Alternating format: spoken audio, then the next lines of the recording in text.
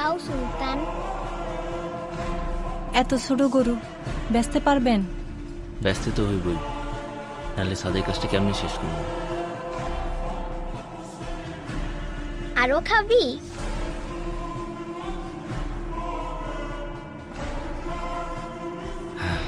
বাজান, তুমি সুলতানরে নিয়ে কই যাও?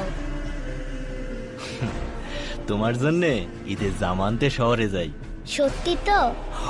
আমার জন্য লাল জামা নিয়ে আইবা। আজ জামা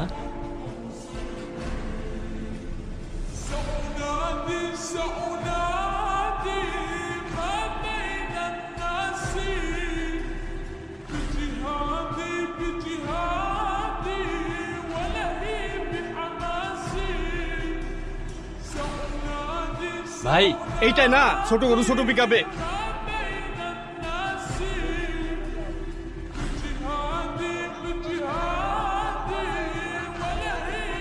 জি না গরু নাম রাখছে সুলতান।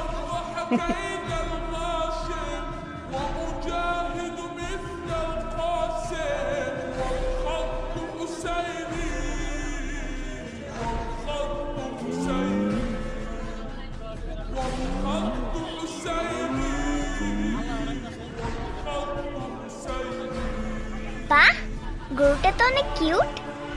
এটা আপনার? হ মা, ওর নাম সুলতান। ওই হাসান সাহেব আসছে। হাটের বড় গরুটা কোন দিকে? সুলতান, সুন্দর নাম তো। হাটের সবচেয়ে বড় গরুটা হাসান সাহেবের হওয়া চাই। ভাই ওইটাই বড় গরু। ও এটাই, তাহলে এটাই নেব। হ্যাঁ দেখো। কিচ্ছু করবো না ধরো। হাই সুলতান।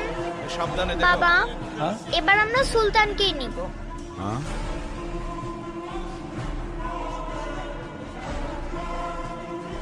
লিসা মামনি, এটা তো অনেক ছোট গরু।